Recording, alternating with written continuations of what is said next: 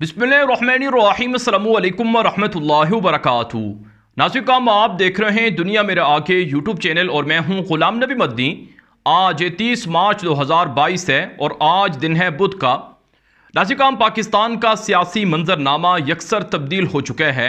पाकिस्तान के अंदर इस वक्त मौजूदा हुकूमत लड़खड़ा गई है। पाकिस्तान के वज़ीर आज़म इमरान खान को इक़्तिदार से अलग करने के लिए अपोजिशन जमातें मुत्तहिद हो चुकी हैं। जिस वक्त मैं वीडियो रिकॉर्ड कर रहा हूं, इस वक्त शाम के 5:30 बजे के बाद का वक्त है। पाकिस्तान का यह मकामी वक्त है जब मैं वीडियो रिकॉर्ड कर रहा हूं। अब तक की जो इतलात हैं और जो इब्तदाई मालूमात हैं कि पाकिस्तान के वज़ीर आज़म इमरान खान के मुखालिफिन ने दावा किया है कि उनके पास असम्बली के अंदर अक्सरियत आ गई है और पाकिस्तान के वज़ीर आज़म इमरान खान अक्सरियत खो चुके हैं, लिहाजा वो इस्तीफ़ा दे दें। नाज़रीन, खबर यह सामने आ रही है कि पाकिस्तान के वज़ीर आज़म इमरान खान के मुखालिफिन ने पाकिस्तान के वज़ीर आज़म इमरान खान की इत्तेहादी जमातों को भी अपने साथ मिला लिया है। MQM जो एक बड़ी जमात थी जिनके पास 7 सीटें थी कौमी असम्बली की, उन्होंने भी पाकिस्तान के वज़ीर आज़म इमरान खान के ख़िलाफ़ बगावत कर दी है और वो भी अपोजिशन के साथ चले गए हैं। हैरान कुन तौर पर जो लोग आज से चंद दिन पहले तक पाकिस्तान के वज़ीर आज़म इमरान खान के साथ थे, वफादारियों की यकीन दहानी करा रहे थे, आज वो पाकिस्तान के वज़ीर आज़म इमरान खान को छोड़कर चले गए हैं। जिस वक्त मैं वीडियो रिकॉर्ड कर रहा हूं, इस वक्त की इतलात ये भी है कि पाकिस्तान के वज़ीर आज़म इमरान खान ने जो आलमी साजिश है उस हवाले से जो खुफिया ख़त है वो पाकिस्तान की काबीना यानी जो हुकूमत के साथ काबीना है उनके सामने वो दिखाया है। और इसी तरह से खबर ये भी सामने आ रही है कि सीनियर सहाफ़ियों से मुलाकात के दौरान भी ख़त के हवाले से उन्हें मालूमात दी गई हैं। जबकि ये भी खबर सामने आ रही है कि पाकिस्तान के सीक्रेट एक्ट के तहत इस मरासले को सील कर दिया गया है। नाज़रीन, पाकिस्तान के वज़ीर आज़म इमरान खान का ये मानना है कि उनके खिलाफ ये आलमी साजिश हुई है और इस साजिश के अंदर पाकिस्तान के अंदर भी कुछ लोग लाइल्मी में इस्तेमाल हो रहे हैं और कुछ लोग पाकिस्तान के अंदर जानबूझकर इस्तेमाल हो रहे हैं। नाज़रीन, मैं आपके सामने कुछ हक़ाइक़ रखने जा रहा हूँ जिससे आपको अंदाज़ा होगा कि पाकिस्तान के अंदर जो मौजूदा सियासी मंजरनामा है जिसमें इमरान खान की हुकूमत का तख्ता उल्टा जा रहा है, इसके पीछे दरअसल है कौन और कौन सी वो खुफिया ताकतें हैं और कौन सी वो सीक्रेट पावर्स हैं जो मुख्तलिफ मुल्कों के अंदर जमहूरियत के नाम पर इस तरह की कार्रवाइयाँ करती हैं और वहाँ पर अपने मुखालिफिन को इक़्तिदार से अलग करती हैं और अपने हामियों को इक़्तिदार में लाती हैं। नाज़रीन, इसके लिए आपको चाइना के मशहूर अखबार ग्लोबल टाइम्स का मैं पहले हवाला देता हूं। ग्लोबल टाइम्स चाइना की जो मशहूर कम्युनिस्ट पार्टी है, जो चीन का हुकूमती एक तरह से नुमाइंदा अखबार समझा जाता है, इसके अंदर नाज़रीन किराम 29 मार्च 2022 को एक रिपोर्ट नशर हुई है जो चीन की वजारत खारजा से मुताल्लिक है और इस रिपोर्ट का ताल्लुक पाकिस्तान की मौजूदा सियासी सूरत हाल से भी है। चाइना का ग्लोबल टाइम्स के अंदर ये रिपोर्ट नशर हुई है कि NED to host democracy meeting in Taiwan, a poison to incite separatism, Chinese Foreign Ministry। ये इसका उन्वान है। इसके जेल में लिखा गया है, मैं कुछ आपके सामने कुछ जो इसका इबारतें हैं वो पढ़ के आपके सामने रख देता हूं ताकि आपको अंदाज़ा हो सके कि इस वक्त हो क्या रहा है आलमी सतह पर। इस रिपोर्ट के अंदर लिखा गया है, the national endowment for democracy NED's hosting of a democracy assembly in Taiwan is intended to sell a poison to incite separatism in the island, said the Chinese Foreign Ministry on Tuesday. Experts noted that the NED's जो एक तरह से ये national endowment for democracy का ये मुखफ़फ़ है, experts noted that the NED's move is part of the US scheme of continuing to play the ideological card to contain China after holding the Summit for Democracy in 2021। नाज़रीन, आगे लिखा गया है, The 11th Global Assembly of the World Movement for Democracy will be held in Taipei in October, Taiwan authorities announced on Monday after Damon Wilson, president of the NED, arrived in Taiwan on Sunday with a delegation and met with the Taiwan regional leader, other official over the assembly। ये नाज़रीन किराम ये report है, इसकी मैंने आपको इब्तिदाई 2 paragraph सुनाए हैं। इसका मतलब मैं आपको बताता हूं कि इस वक्त चीन का एक हिस्सा है ताइवान जिसकी आबादी 2 करोड़ से भी ज़ायद है। चाइना यह कहता है कि ताइवान उसका एक ऐसा जुज़ है जिसे अलग करना का मकसद यह है कि चीन को तोड़ देना। चीनी सदर शी जिनपिंग इस हवाले से यह बयान दे चुके हैं कि 2024 तक ताइवान अमलन चाइना का हिस्सा होगा। माजी के अंदर ताइवान ये चाइना का हिस्सा रहा है। इसे आप सादा लफ्ज़ों में यूँ समझ सकते हैं कि जैसे पाकिस्तान के लिए आज़ाद कश्मीर और मकबूजा कश्मीर शहरक की हैसियत रखते हैं, चाइना के लिए ताइवान भी शहरक की हैसियत रखता है। सूरत हाल ये है कि ताइवान के अंदर अमरीका मदाखलत कर रहा है और ताइवान की हुकूमत को पैसे दे रहा है और ताइवान की हुकूमत को चीन के ख़िलाफ़ करके वहाँ पर जो चीन के हामी लोग हैं उनको एक तरह से इक़्तिदार से अलग कर रहा है। और इसी तरह से जो अमेरिका है वहाँ पर ताइवान की मौजूदा जो पपेट हुकूमत है अमेरिका के लिए, जो अमेरिका की ग़ुलाम हुकूमत है, उनको अमेरिका सपोर्ट कर रहा है। और यही वो बुनियादी वजह है अमेरिका और चीन के दरमियान जंग की। अमेरिका ये ऐसा इसलिए कर रहा है कि जिस तरह से यूक्रेन को रूस के साथ लड़ाकर रूस को कमज़ोर किया गया है, इसी तरह से नाज़रीन किराम चाइना को ताइवान के साथ लड़ाकर कमज़ोर किया जाए। अब ये चाइना के जो फॉरेन मिनिस्ट्री का बयान है, इसका खुलासा ये है कि अमेरिका का एक इदारा है जिसे नेशनल इंडाउमेंट फॉर डेमोक्रेसी कहते हैं, जिसका मुखफ़िफ NED है। ये नाज़रीन काम 1983 के अंदर है, रोनाल्ड रीगन जो उस वक्त के सदर थे उनके ज़माने में कायम किया गया था। और ये नेशनल इंडाउमेंट फॉर डेमोक्रेसी जो ये इदारा है, इसे CIA का नया चेहरा कहा जाता है, इसे जदीद वर्जन कहा जाता है CIA का। और ये अमेरिका के कांग्रेस जो है उससे बाकायदा इसको फंड मिलते हैं।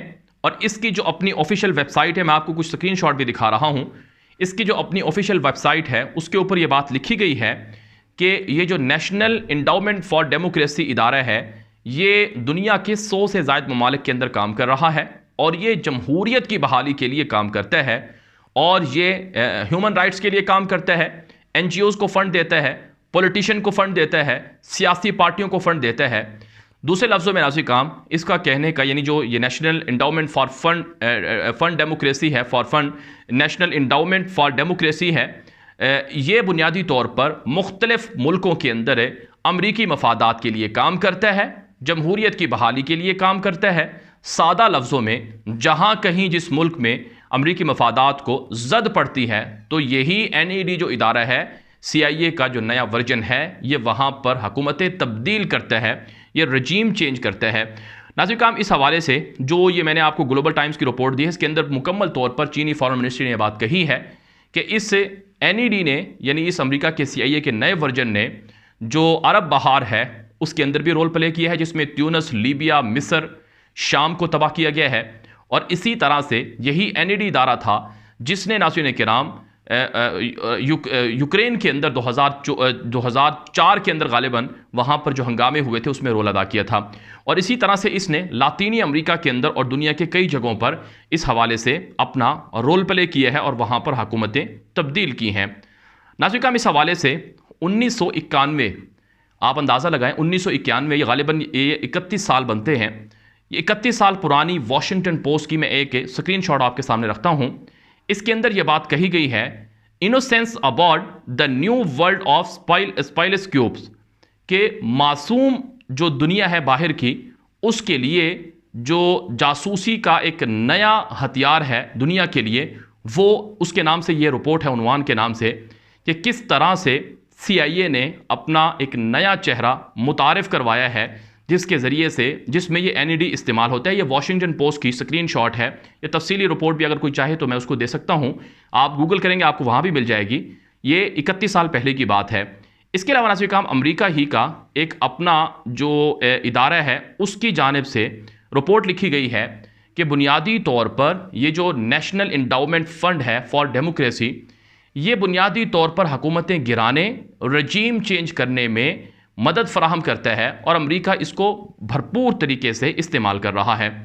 नाज़रीन किराम इस हवाले से जो एक ताज़ा ख़बर है वो भी मैं आपके सामने रखता हूँ। ख़बर ये है कि दुनिया के अंदर एक नए वर्ल्ड ऑर्डर की बात की जा रही है, एक नए वर्ल्ड ऑर्डर की, जिसके लिए नाज़रीन किराम यही नेशनल इंडाउमेंट जो है ये प्लेटफॉर्म और कंधा दे रहा है, कंधा इसका इस्तेमाल हो रहा है।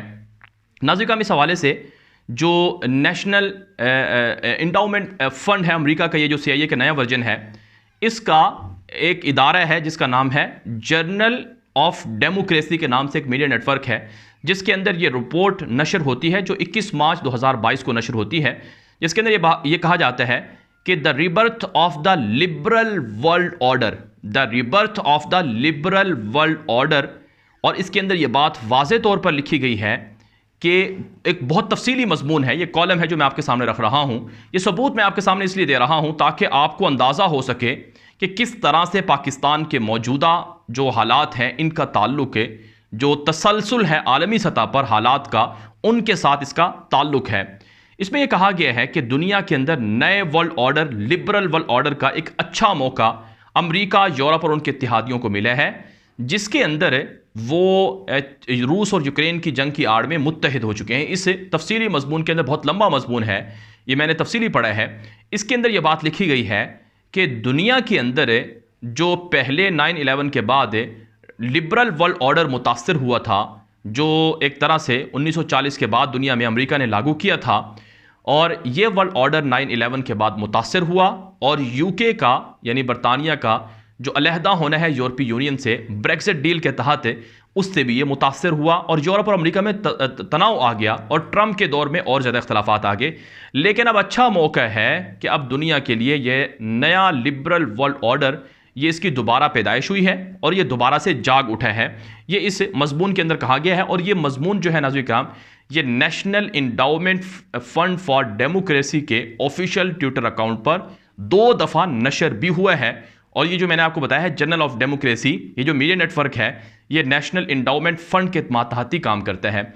मैं आपको तारुफ करवा रहा था नेशनल इंडाउमेंट फंड का, जो एनईडी है, कि किस तरह से ये दुनिया के अंदर CIA का रोल प्ले करती है और कैसे दुनिया के अंदर ये हुकूमतें तब्दील करती है। नाज़रीन, इस हवाले से एक मेरे पास स्क्रीन शॉट है, ये 17 जनवरी 2022 का है, यानी इसी साल का है, और ये बुनियादी तौर पर डीक्लासिफाइड UK नामी जो एक वेबसाइट है, उससे मैंने ये स्क्रीन शॉट ये है। इसके अंदर जो इसका उन्वान है वो ये है कि CIA side kick gives 2.6 million to UK media groups. इसके अंदर आपको जो तफसीली तौर पर लिखा गया है कि हुकूमत जो UK के मीडिया ग्रुप्स हैं, यानी जो मीडिया कंपनी हैं, इदारे हैं, उनको CIA के जो साइड किक है, यानी जिसका नाम NED है, national endowment fund for democracy है, इसने 2.6 मिलियन जो पाउंड हैं वो UK के मीडिया ग्रुपों में तकसीम किए हैं।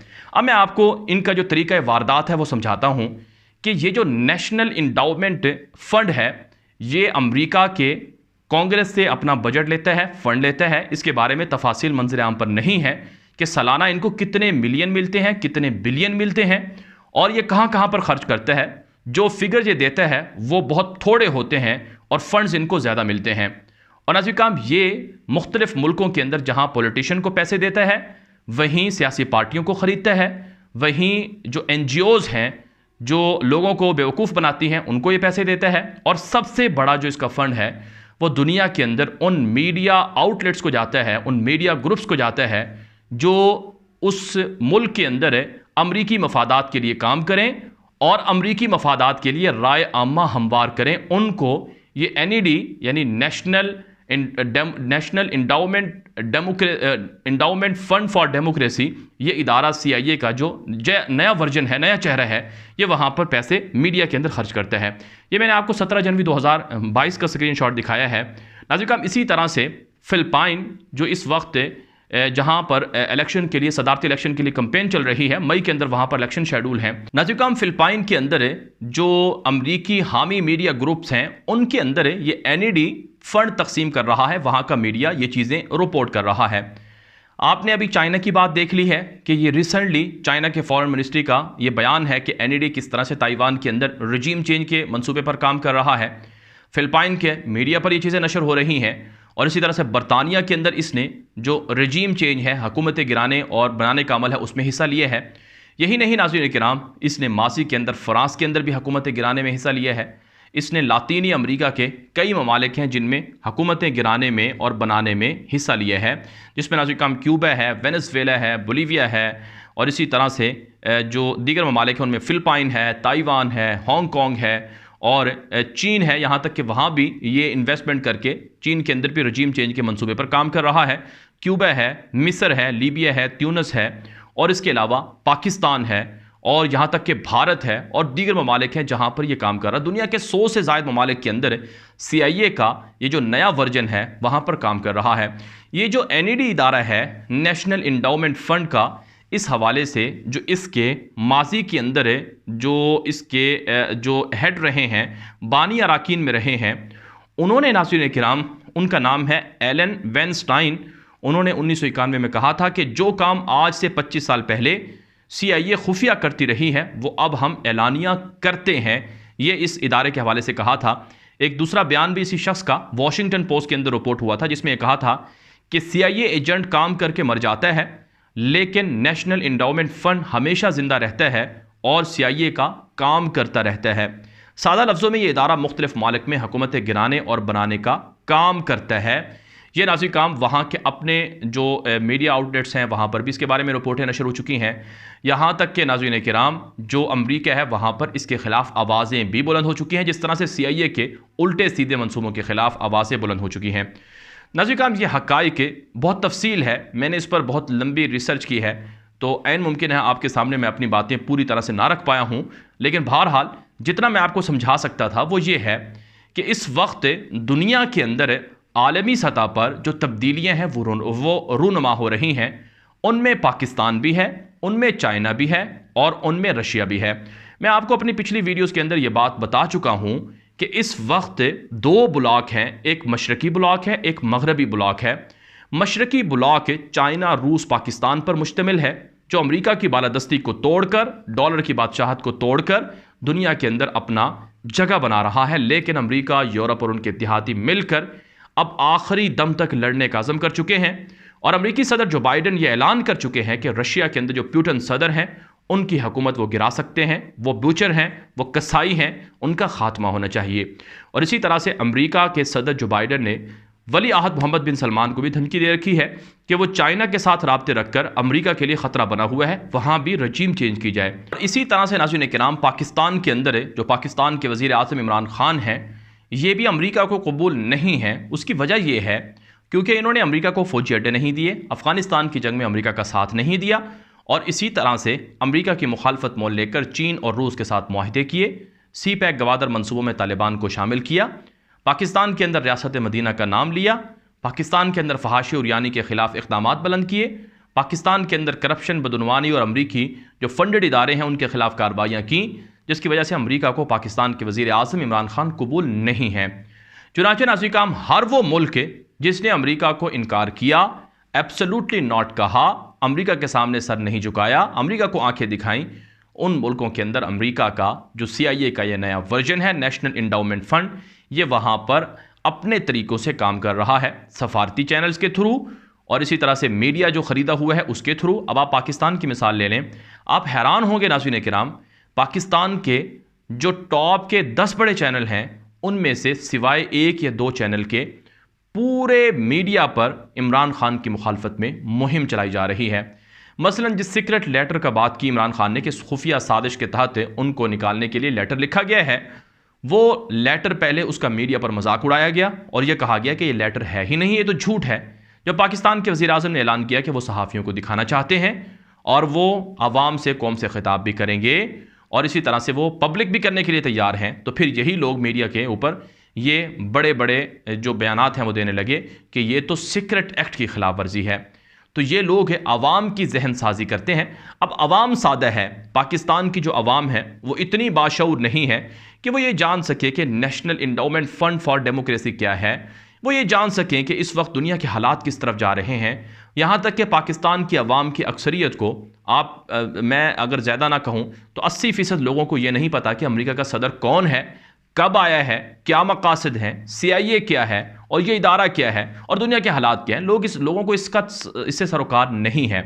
लेकिन ये हकीकत है कि दुनिया के अंदर जो आलमी निज़ाम है वो दुनिया के मुख्तलिफ़ मुल्कों के जो हुकूमतें हैं उनको कंट्रोल करता है।